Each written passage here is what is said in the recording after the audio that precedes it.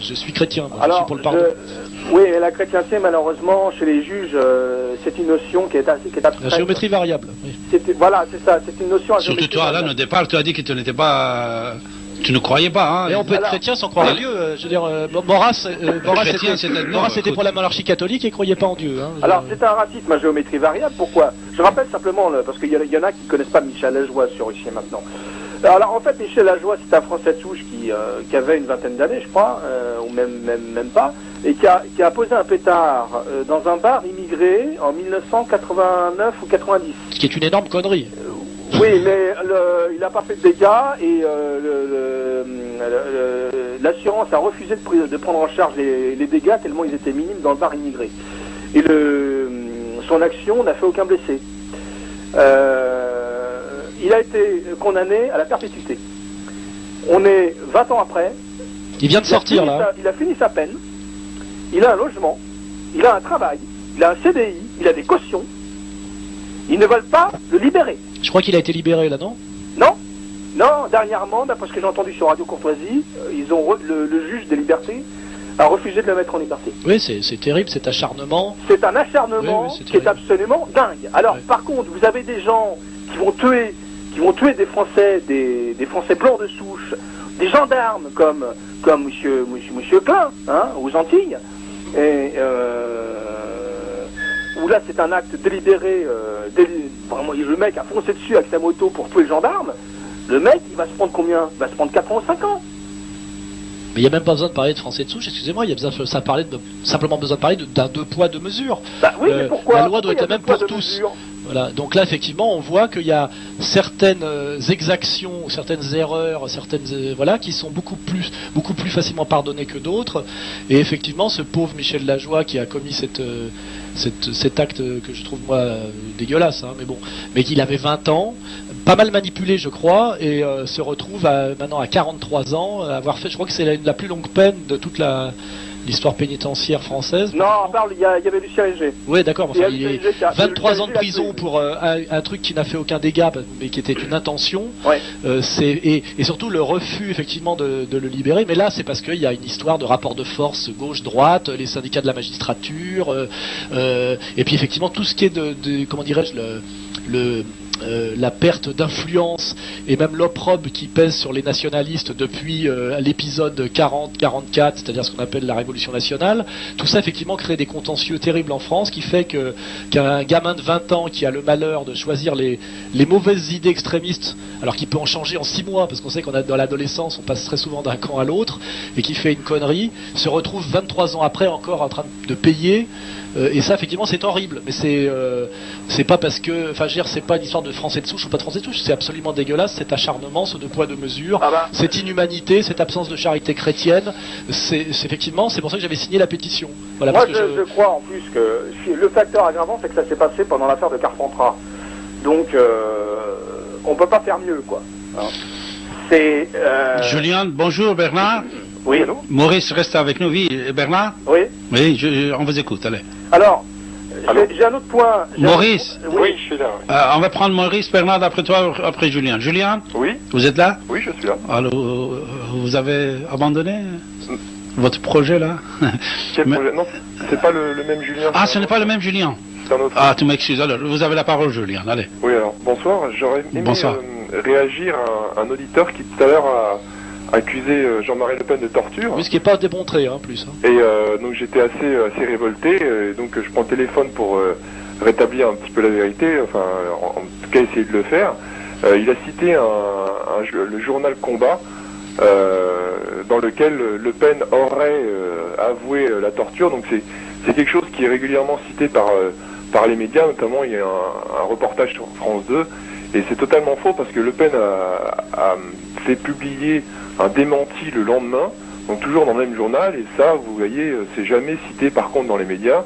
Et donc cet auditeur qui est totalement désinformé répète comme un bon mouton toujours la même c'est ça qui est propagande. horrible, c'est les gens qui se croient subversifs, qui Oui, tombent dans tous les pièges de la doxa et du Mais système. il suffit un tout petit peu de s'informer, d'aller sur Internet, et on trouve le démenti de Jean-Marie Le Pen, donc dans le journal Combat du 10 et 11 novembre. Et puis surtout, faut pas oublier que Le Pen était, je crois, sous-officier. Il est resté 3 mois sur le théâtre des opérations. Et d'un seul coup, on aurait dit qu'il avait fait, en gros, la répression de la Casbah d'Alger à lui tout seul. C'est-à-dire, si ça se trouve, on voit très bien que là-dedans, c'est un combat politique. Et notamment, à l'époque, le Parti communiste auquel j'ai appartenu était très puissant et avait des techniques d'agite-propre très efficaces.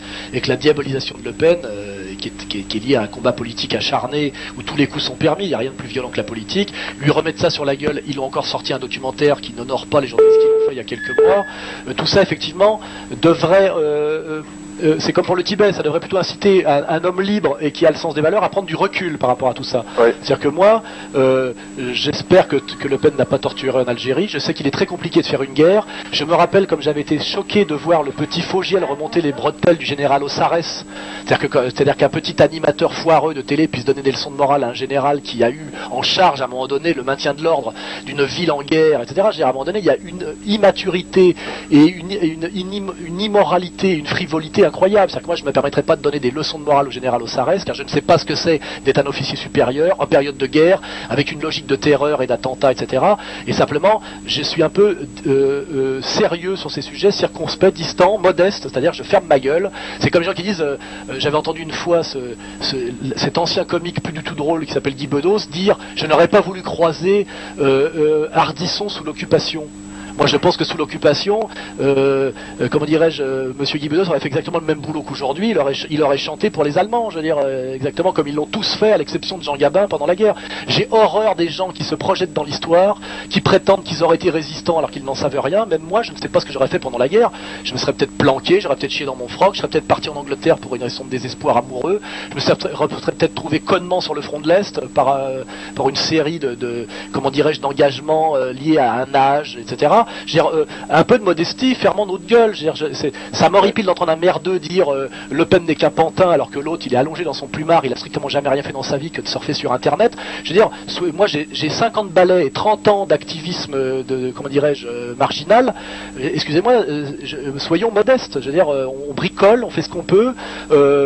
Et moi je me permets pas de juger les grands personnages de l'histoire.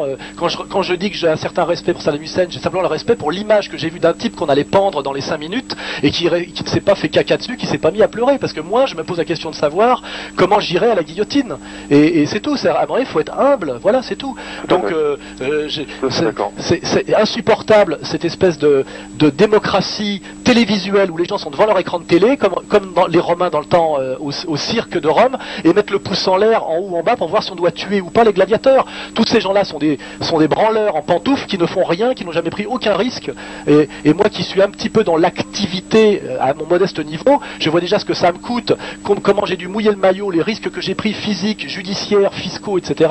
Et je suis humble quand je parle de Le Pen, je suis humble d'ailleurs si je parlais de Lénine ou même de Trotsky. Je veux dire, c'est là où je crois qu'il y a une énorme dévastation de l'idéologie 68. Il faut que les merdeux qui n'ont jamais rien fait ferment leur gueule quand ils regardent des champions. On ne donne pas de leçons de football à Zidane, vous voyez, hein. Et c'est tout ça c'est de la branlette de bistrot. Oui, non mais ça c'est clair et net, hein.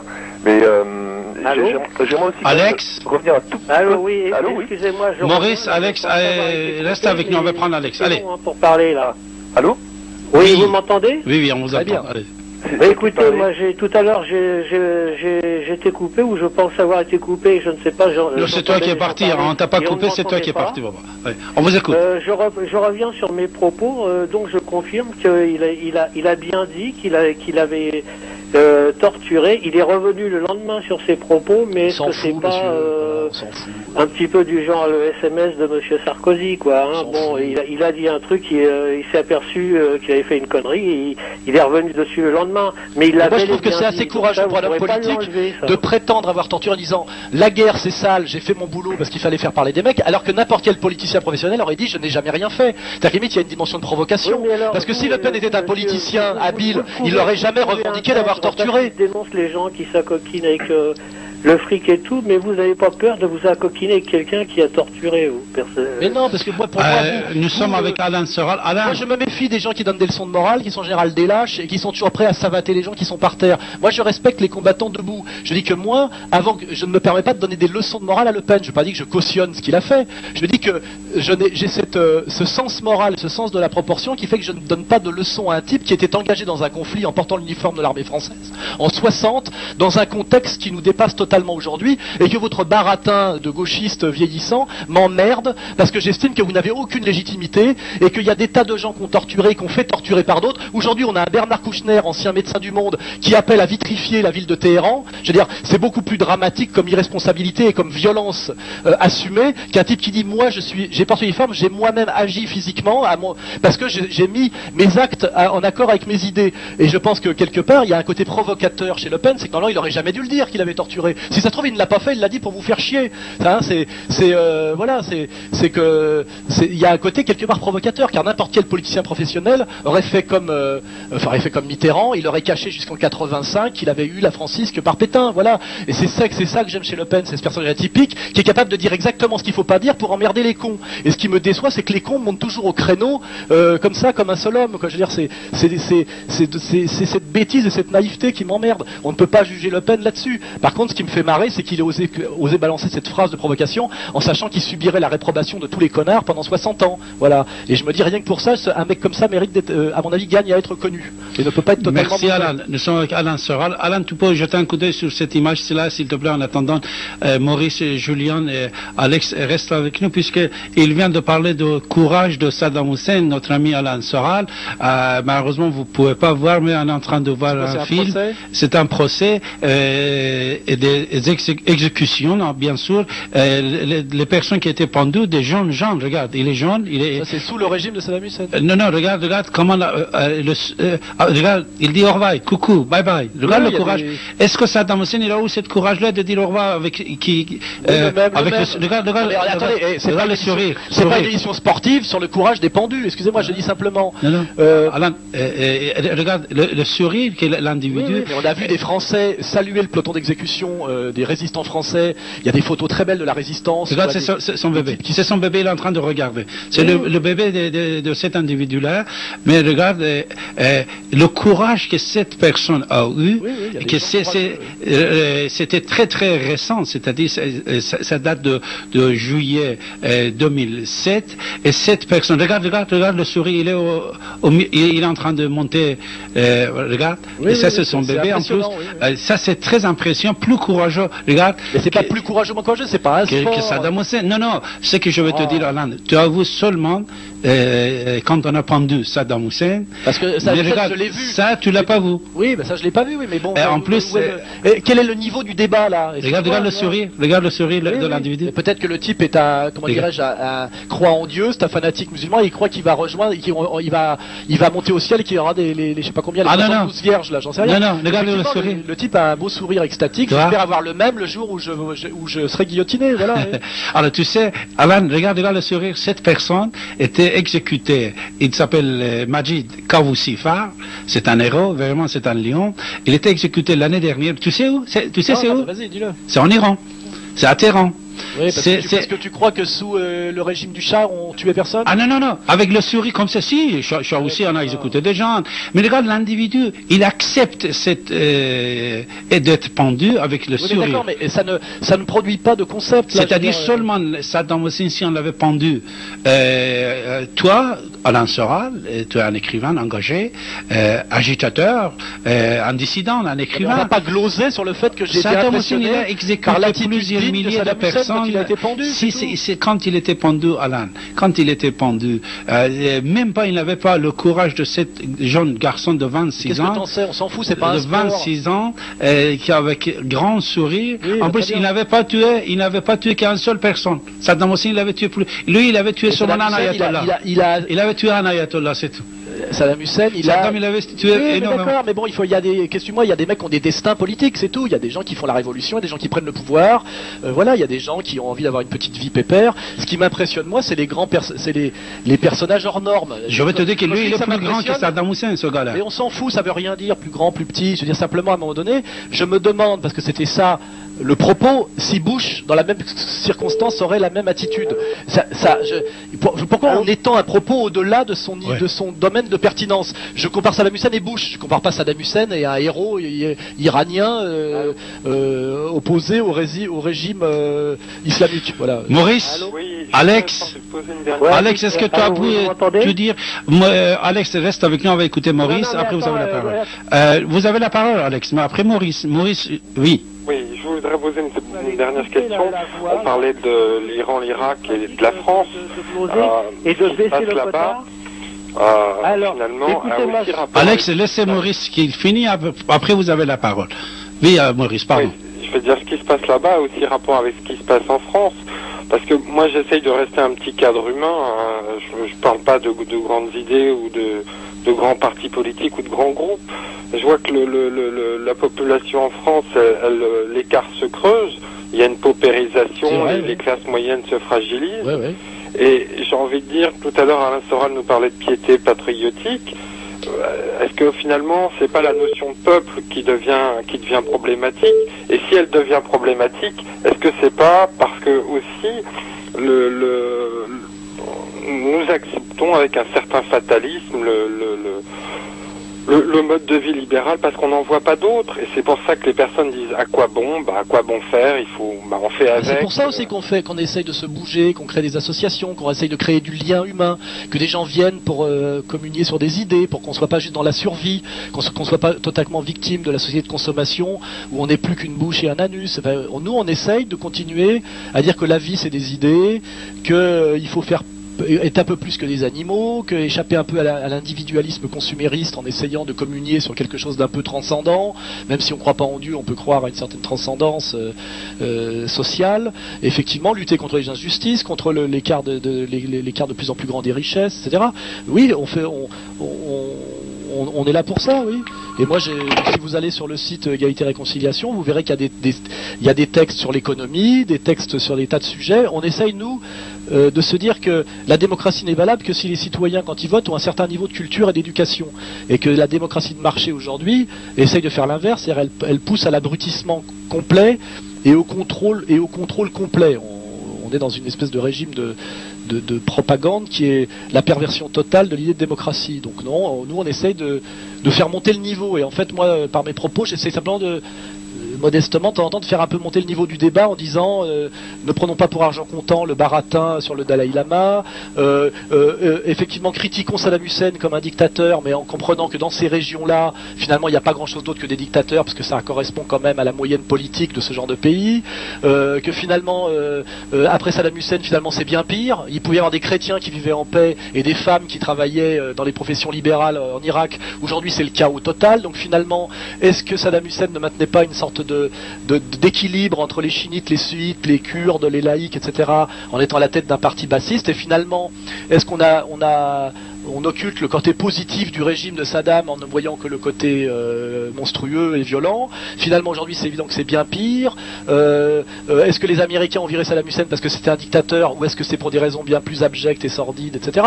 Enfin, moi, j'essaye en fait qu'on ait une conversation de bon niveau. Après, je veux dire, c'est très très snob de savoir si on est pour ou contre Saddam Hussein. On nous a rien demandé. On n'a pas les moyens de toute façon d'agir.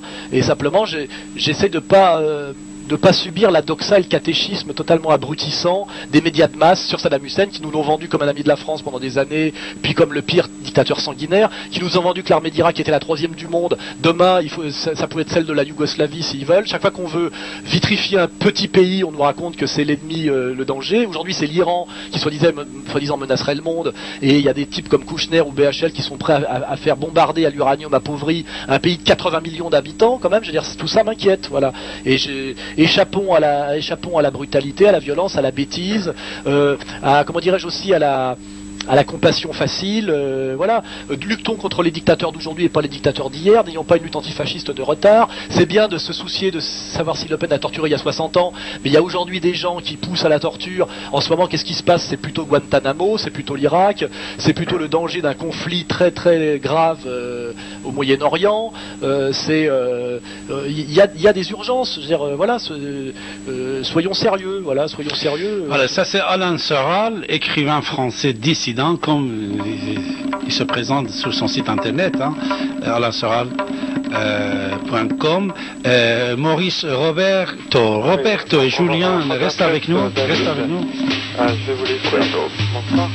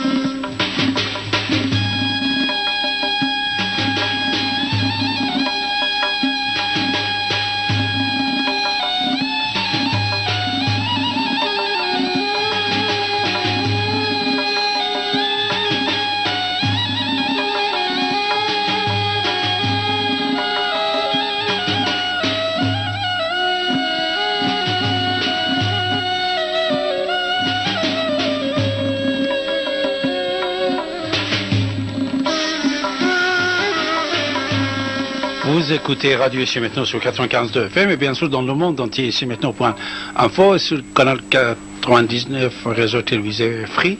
J'ai le plaisir de recevoir ce soir Alain Soral. Bonjour Roberto, bonjour Julien, et bonjour Arnaud.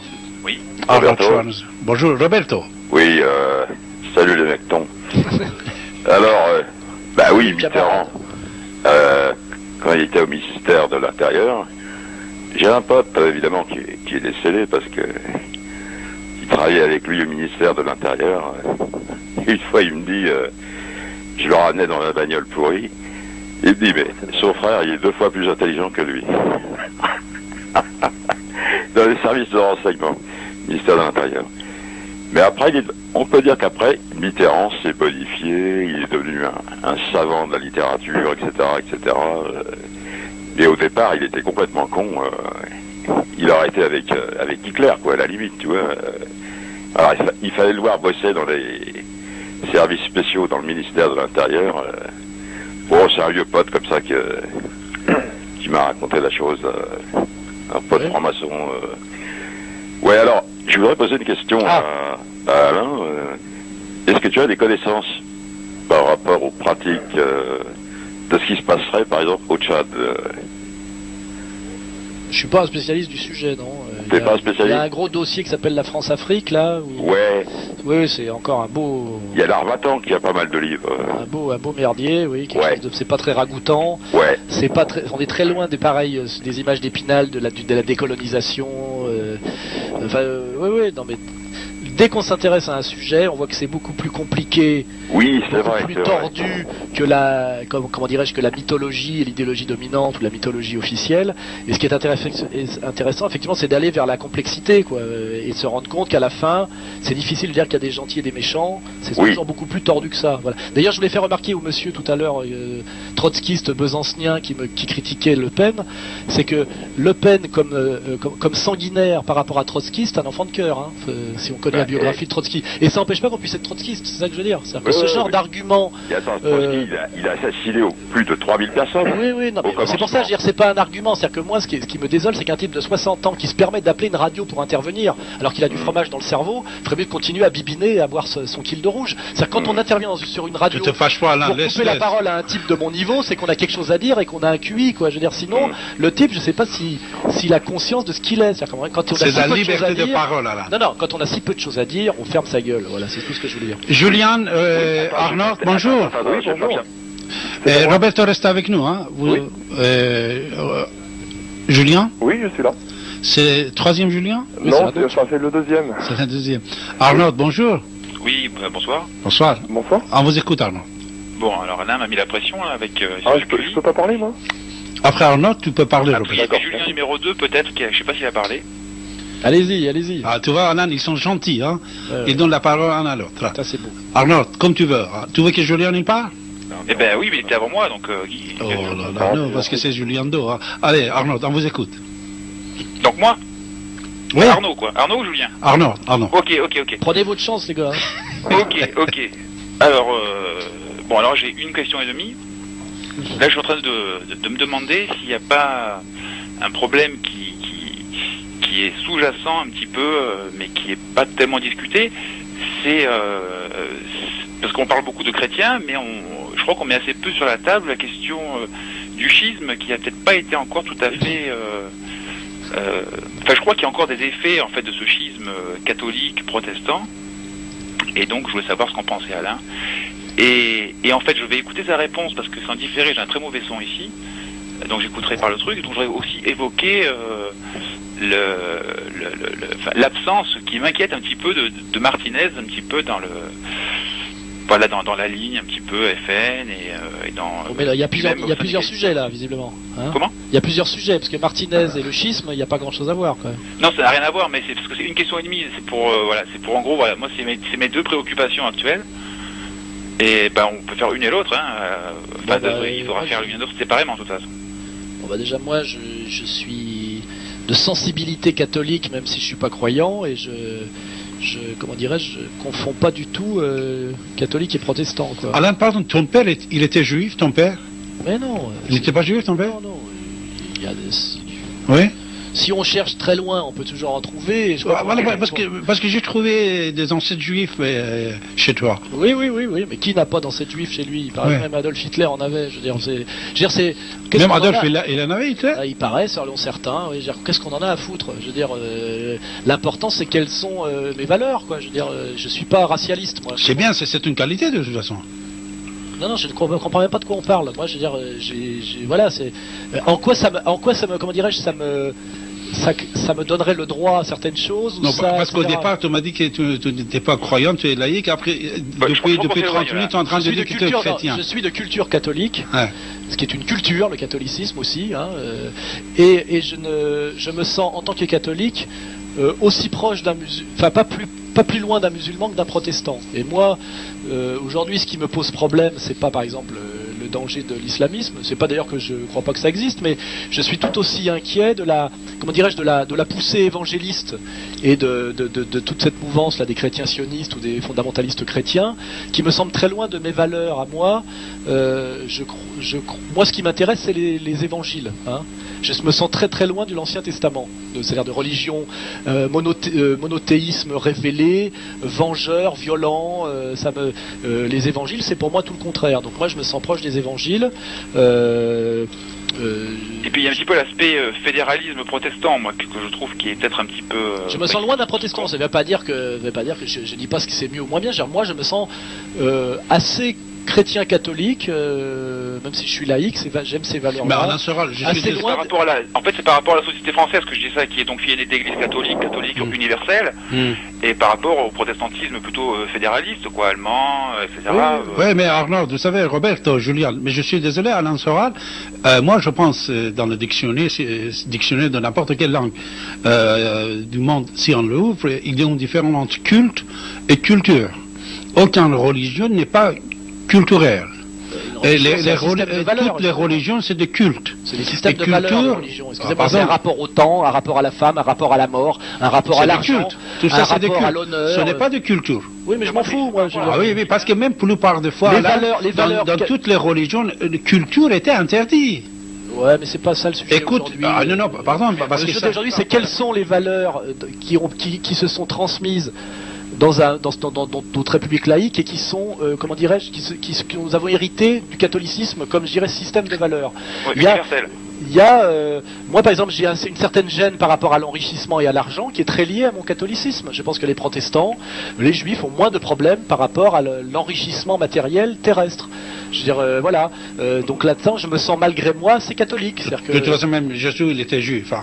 Mais on s'en fout, c'est pas la question. Parce que tu parles des juifs et des protestants. Saint-Paul et Saint-Pierre. C'est toi qui parles, c'est toi qui viens de dire juif et protestant. L'épopée catholique ne se réduit pas à Jésus-Christ, excusez-moi. Je veux dire, l'église catholique, elle a été fondée à Rome, il y a à un moment donné, ça 300 ans après. Oui, et alors, qu'est-ce que Jésus-Christ n'a jamais rien écrit? Je peux me permettre juste pour recentrer un peu, moi je disais ça par rapport en fait au centralisme catholique, universel, et par rapport au fédéralisme protestant. Et j'ai l'impression qu'il y a une espèce de d'une protestantisation de la société française. Oui, bien sûr, qui accompagne donc par les esprits donc le fédéralisme politique. Et donc ce que je veux dire moi, c'est que la France qui a en fait, et je crois qu'on parle beaucoup de chrétiens, mais on emploie assez peu le mot finalement catholique. C'est ce que je vous disais. Qui un petit peu la bouche. Aujourd'hui, chrétien, ça veut dire protestant en réalité. C'est le modèle anglo-saxon américain. C'est un petit peu mon problème. C'est pour ça que je voudrais simplement que peut-être que voilà que. Je voulais poser ça. J'abonde dans votre sens. Moi, quand j'entends chrétien, j'entends catholique. Et pour moi, protestant, là, c'est pas tout à fait. C'est un autre monde. C'est le monde anglo-saxon.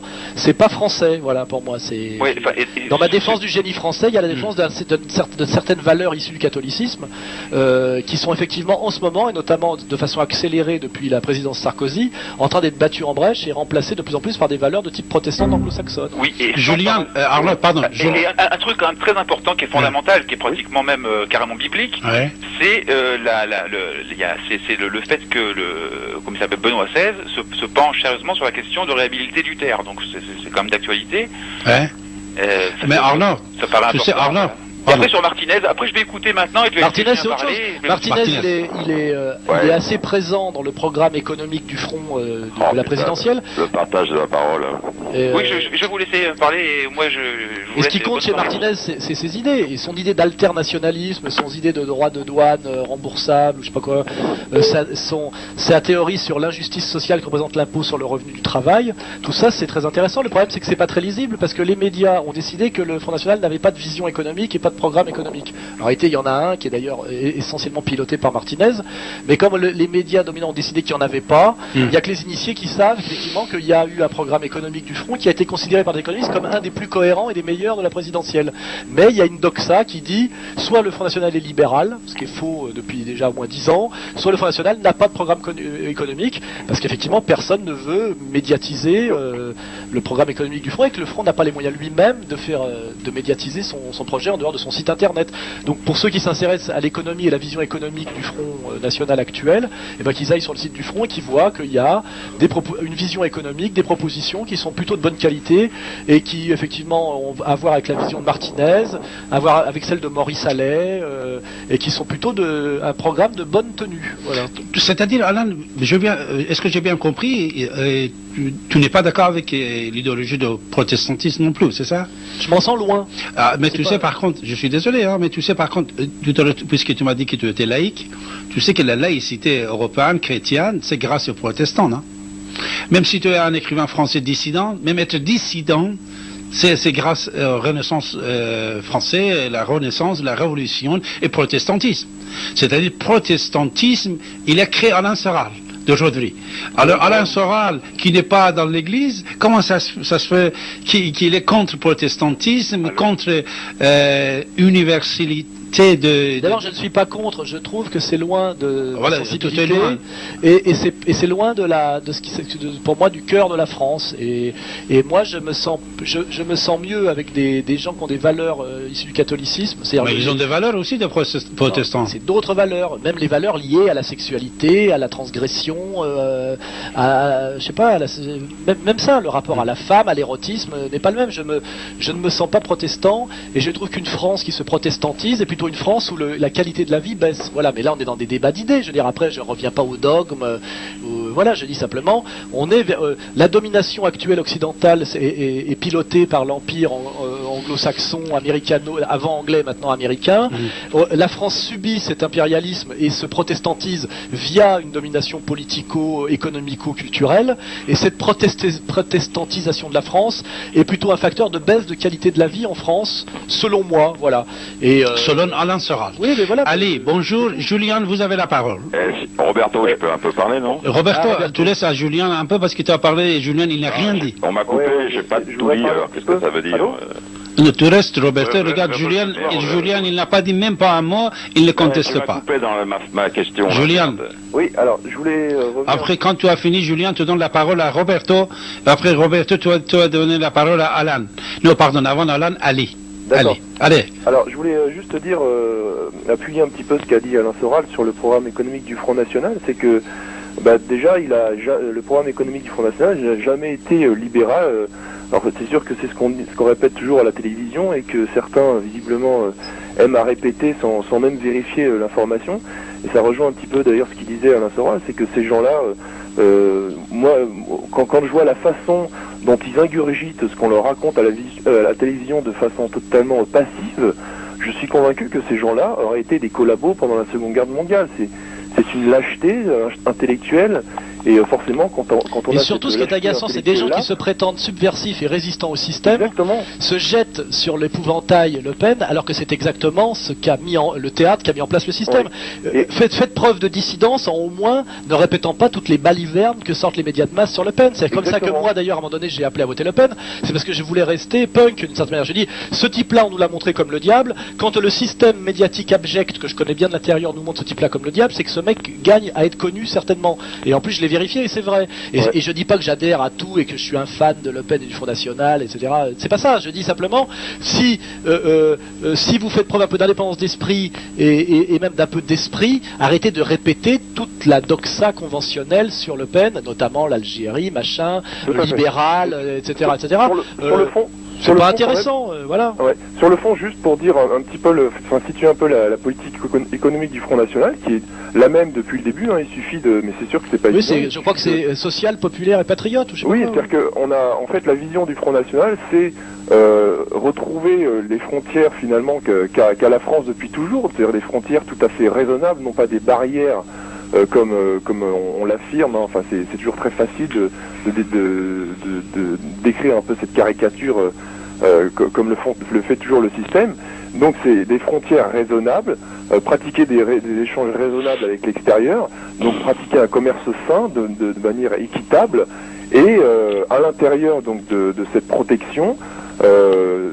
Avoir un système économique assez libre de manière à libérer le travail, à libérer. Ça ressemble un peu à la vision économique de l'époque gaulienne, c'est-à-dire du colbertisme et de l'économie mixte. L'époque des 30 Glorieuses. Oui, voilà, oui. Donc c'est pour ça que c'était, d'après certains économistes sérieux, un des programmes les plus cohérents. Voilà, ce programme, c'est le programme du Front National depuis sa création. Donc il a évidemment, il y a eu des petites variations, mais sur le fond, c'est exactement la même chose.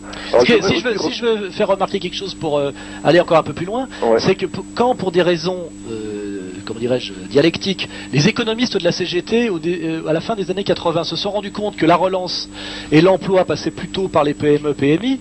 Quand ils se sont rendus compte qu'il fallait défendre un peu les frontières pour lutter contre la violence néolibérale, ils se sont retrouvés à la fois néo-nationalistes et défenseurs des PME, PMI.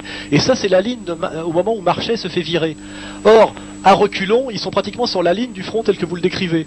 Et c'est le moment d'ailleurs où Marchais et cette ligne-là saute et qu'on arrive à la catastrophe actuelle, droit de l'homisme, Marie-Georges Buffet et soutien, enfin et roue de secours du PS. Ce qui veut dire que même le PCF à un moment donné, pour continuer à répondre à son exigence qui était la défense du travailleur français, hein, puisque c'est quand même le boulot du Parti communiste français, s'est retrouvé sur des lignes en fait qui étaient très très proches de ce projet économique du front tel qu'il est, et c'est pas pour rien si, après la trahison du PC par la tendance Buffet, les électeurs communistes se sont rabattus sur le vote Le Pen, parce que pour eux, ils entendaient à peu près la même chose, c'est-à-dire la défense du travailleur français et de la petite bourgeoisie française, qui effectivement à un moment donné avait été identifiée même par les économistes de la CGT comme les créateurs véritables de la valeur ajoutée en France. Et moi ce qui me fait marrer effectivement, c'est que à un moment donné, si le PC avait la ligne Marchais avait triomphé, on n'aurait pas vu de différence entre le discours du Front et le discours de Le Pen. Ouais. D'ailleurs, il suffit d'écouter les discours de Marchais à l'époque, de Vénitieux, je crois, pour voir que c'est strictement le discours du Front National d'aujourd'hui. Ouais.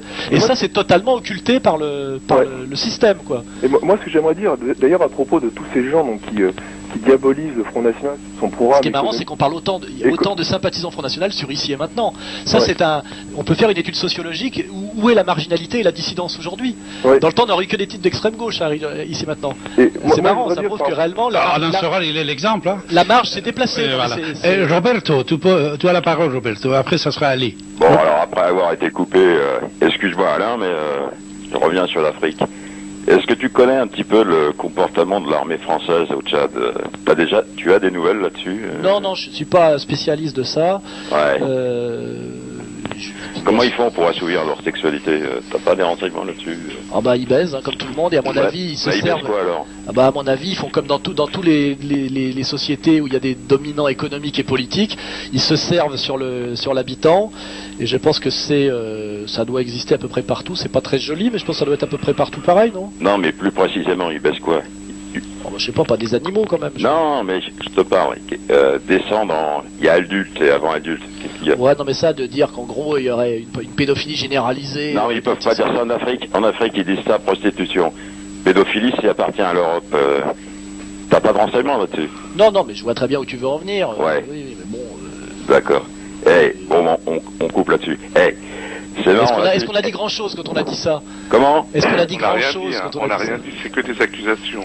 Non, puis même, je veux dire, de savoir que dans un pays dominé économiquement, politiquement et même militairement, les gens qui occupent, effectivement, ont un échange sexuel avec la fine fleur du pays, ça s'est vu partout et de tout temps. Et ce qui serait étonnant, c'est que ça ne se passe pas au Tchad avec l'armée française, quoi. Je veux dire, voilà. Mais moi, je n'ai pas de vision délirante sur la question. Je crois que ça ressemble. Moi, quand je vais dans une boîte de nuit branchée à Paris, je vois des types qui ont de l'argent. Et malheureusement des petites gamines de banlieue qui effectivement essayent de sortir de leur misère en discrètement et subtilement échangeant leur fraîcheur, la fraîcheur de leur corps contre du champagne cher. C'est une constante malheureusement dans tous les endroits où il y a de l'inégalité et peu de de codification rituelle, hein, et une baisse des interdits. Voilà. Oui, bien sûr, puisque c'est l'Afrique. Oui, et l'Afrique, et puis pas que l'Afrique. Tu veux qu'on parle des pratiques, sexuelles des moines bouddhistes avec les petits enfants en Thaïlande? Je veux dire, voilà, c'est pareil partout. Du Tchad, moi. Il y a quand même du pétrole et du minerai. Et quel rapport entre le pétrole, le minerai et les pratiques sexuelles? Non, mais j'ai abandonné. Essaye de réfléchir là. Alors, il est en train de parler des sujets tabous, Roberto. Ali, bonjour Ali. C'est pas des sujets tabous, c'est des marronniers, hein, ça. Ouais. En fait, moi, je voudrais. Ce n'est pas notre sujet de toute façon de ce soir. Là, tout ça. Et puis, c'est pas très subversif. Après, on va arriver. C'est pas très subversif de découvrir que quand il y a une garnison, il y a des putes, et que souvent, d'abord, les filles étant nubiles à 9 ans là-bas, effectivement, il y a des militaires qui d'ailleurs n'ont jamais que 27 ou 28 ans, qui couchent avec des filles pauvres de 13 ou 14 ans. Je veux dire, malheureusement, si on pense qu'on a décroché la lune, on n'a pas fait grand-chose, quoi. Hein. Bah oui, mais Louis XIII s'est marié avec sa femme, elle avait 14 ans. Oui. Mais 14 ans, pas 9 ans, non, allez. Oui, 14 ans. Tu dis que c'est pas subversif, là? Non, je suis passé devant un procureur, du con. Ça s'est toujours vu partout, quoi, c'est tout. Allez, on vous écoute, allez. Un procureur. Moi, je voudrais poser des questions, en fait, à Alain Soral. Puisque vous êtes au Front National maintenant, et je voudrais vous poser une question, vous avez critiqué François Mitterrand tout à l'heure. J'ai pas critiqué, il n'a pas critiqué. J'ai dit qu'il avait eu la Francisque, c'est une réalité. J'ai dit qu'il avait été ministre des colonies. Non, mais ça je sais, ministre de l'Intérieur.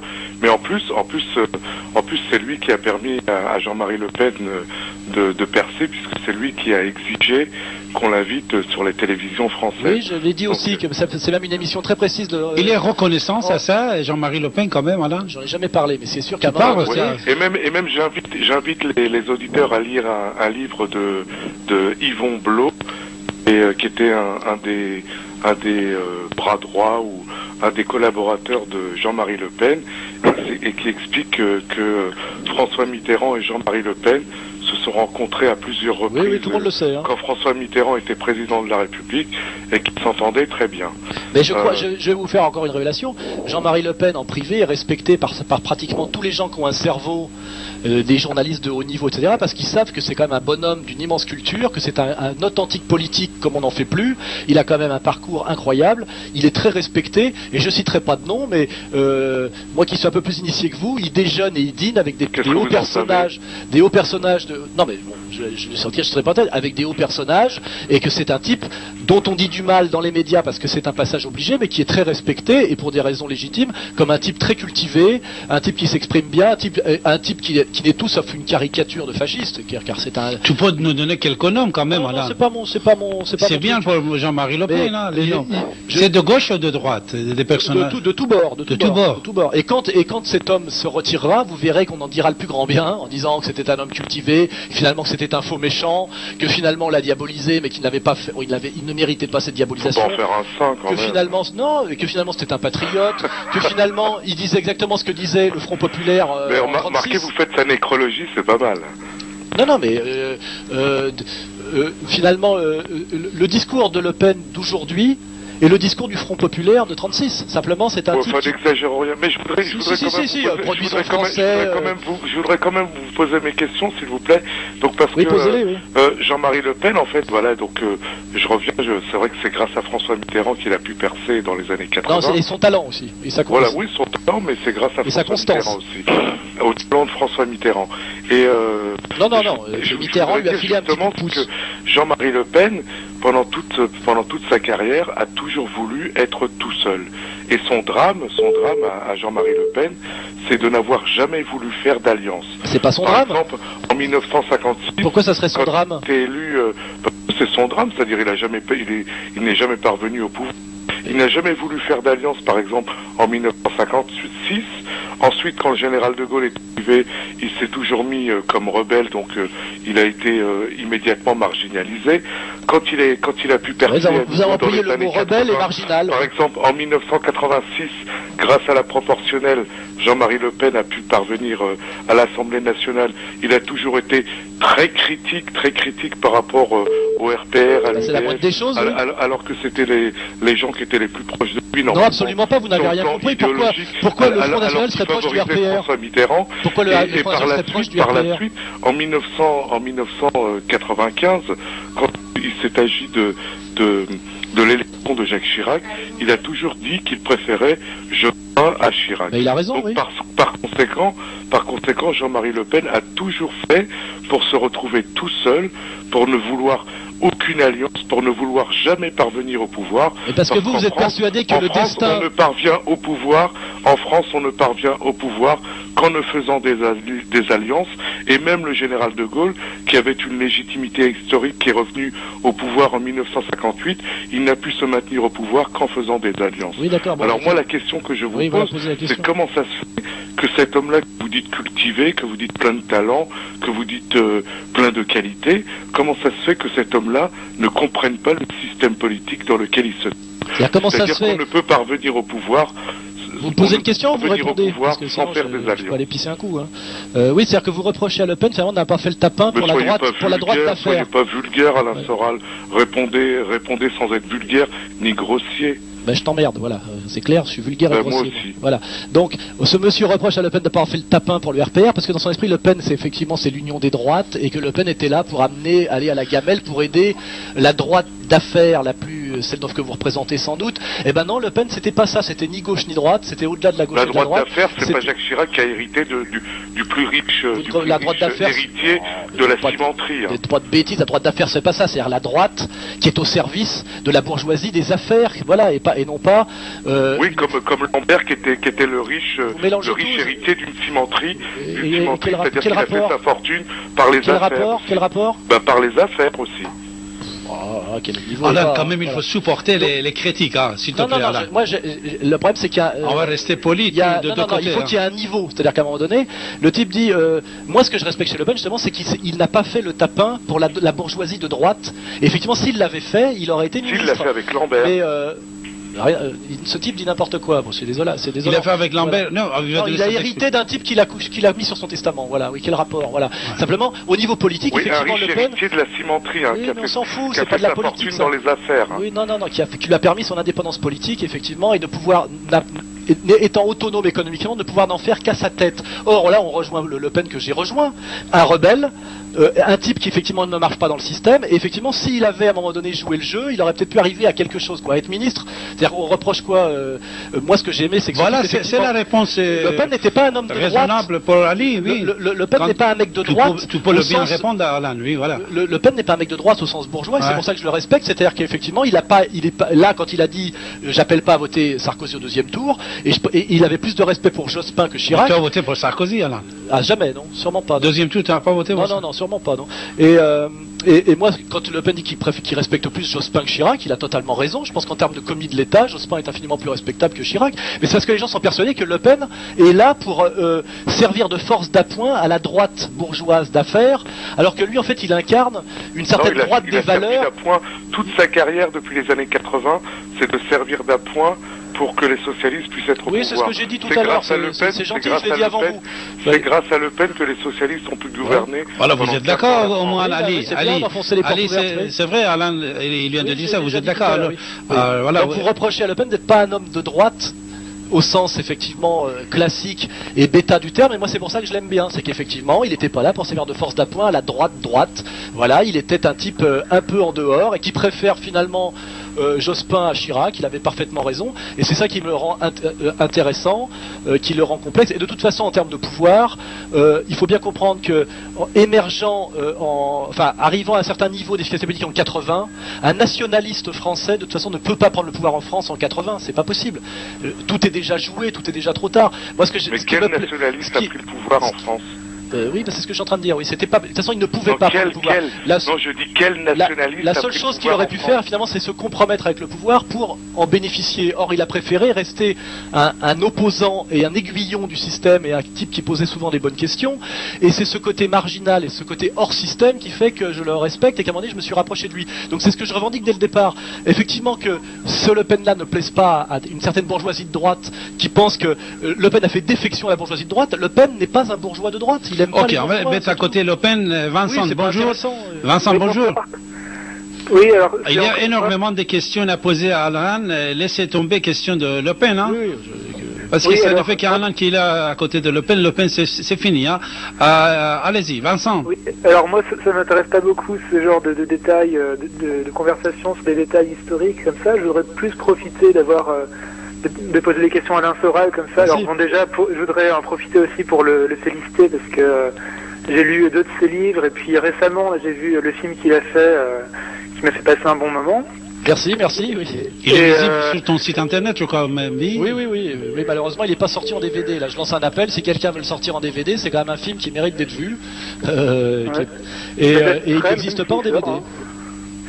Donc oui, alors moi, ce qui m'intéresse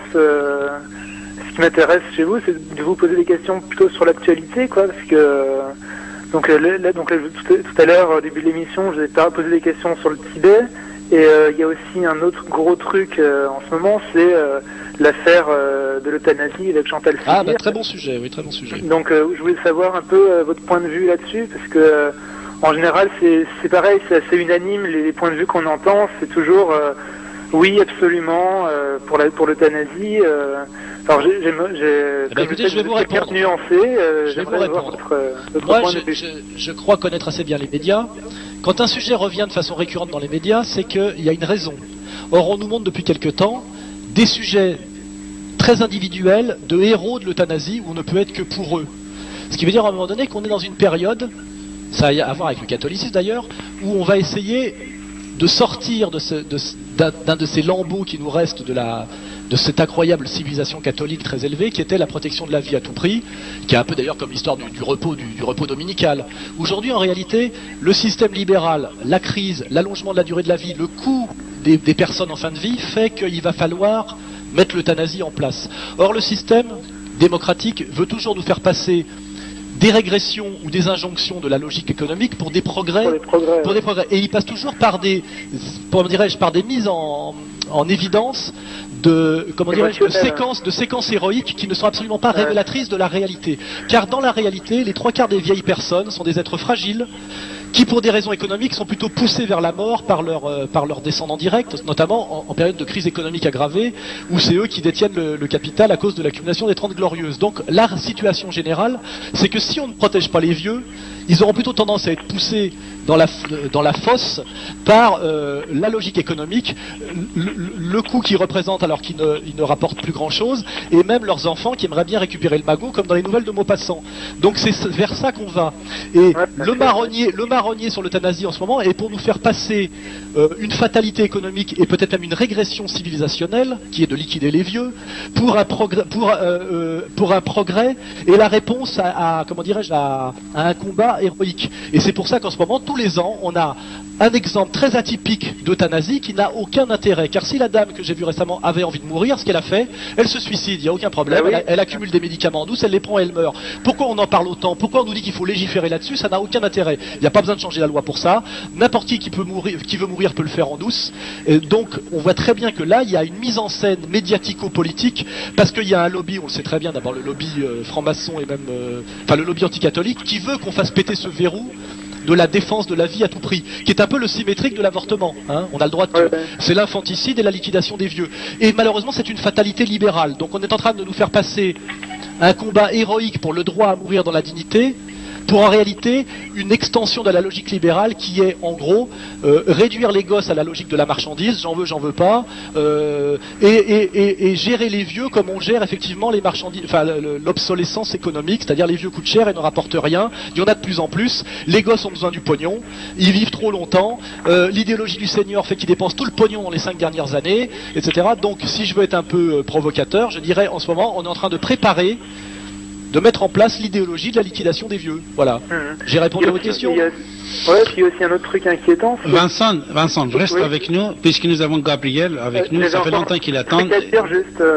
Vincent, je te prends tout à l'heure. Reste avec nous. Alex, c'est toi-même qui es parti. Quand tu reviens, tu ne dis pas que tu as été coupé. Gabriel, bonjour. Oui, bonjour, bonsoir, monsieur Récy. Bonsoir. Bonsoir, Alain. Bonsoir.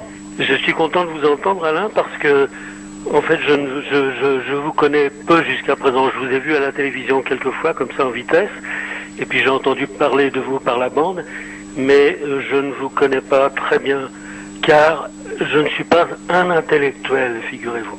Finalement, je ne sais pas si c'est un handicap ou plutôt un avantage d'être intellectuel ou pas, mais bref, ça c'est une parenthèse. Je vous poserai une seule question finalement, après avoir entendu ce que j'ai entendu jusqu'à présent. C'est celle-ci. Pourquoi attachez-vous autant de prix?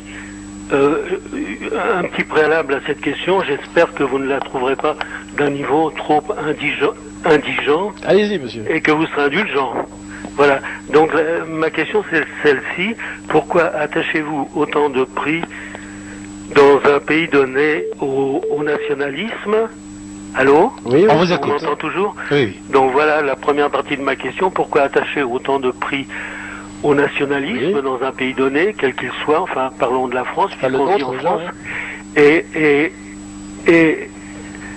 dans le contexte, dans ce contexte de nationalisme, pourquoi attacher autant de prix au populisme, encore que les deux aillent de pair? Je vais vous répondre.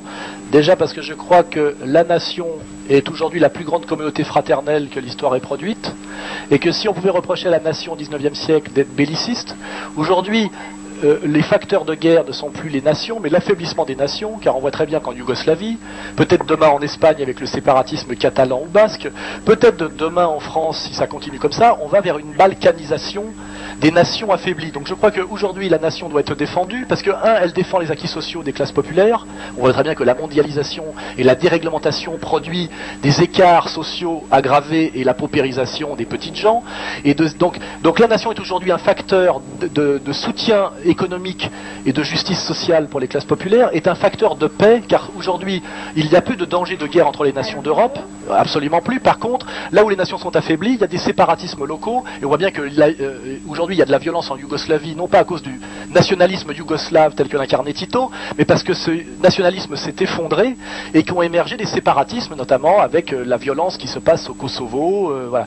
Donc je défends la nation pour deux raisons, pas pour des raisons d'ailleurs essentialistes, même si j'ai une espèce d'amour un peu irraisonné de la nation, mais parce que la nation aujourd'hui est progressiste sur le terrain social-économique et sur le terrain de l'antibellicisme. Voilà. Et je suis parfaitement en accord, en produisant cette analyse, je produis la même analyse que celle de Gluckstein, c'est-à-dire les trotskistes sérieux, non pas Besancenot, qui aujourd'hui sont néo-nationalistes, parce qu'ils disent effectivement aujourd'hui, si on veut défendre les acquis sociaux, il faut s'appuyer sur la seule chose qui reste pour les défendre, qui sont les frontières. Voilà. Et donc je ne suis pas nationaliste par chauvinisme ou par esprit cocardier. Je ne suis pas un nationaliste au sens de Barrès du terme. Je suis un néo-nationaliste moderne. Voilà. J'espère avoir répondu à votre question. D'accord. André, bonjour. Vincent, rebonjour. Bonjour. Bonjour. Oui, André, on vous écoute. Gabriel, vous pouvez rester avec nous, avec Vincent, vous aurez la parole tout à l'heure. Après, André. Je voudrais dire à ce monsieur là qui vient de parler des vieux, monsieur Alain Soral, tout ça, je voudrais lui dire qu'il soit un peu pondéré dans ses paroles parce que les vieux ils emmerdent. Et puis les vieux. Ce n'est pas avec toi, il parle pour l'autre là. Tu parles de qui? Qu'est-ce qu'il y a? Le monsieur André. qui vient de parler là. L'intervenant. On veut liquider les vieux, on veut ceci, on veut cela. Mais qu'est-ce que ça veut dire ça? Qu'est-ce que c'est que ces paroles là qui vivent là? Ça veut dire quoi ça? Tu es en train de parler de qui, André? Vous écoutiez notre radio, non? Vous étiez avec nous, André? Oui. De qui et de quoi parlez-vous, s'il vous plaît? Écoutez, je viens d'entendre parler à votre radio. Oui. On veut liquider les vieux. Non, il a défendu. Qui est-ce qui a dit ça? Non, il ne faut pas écouter seulement un mot.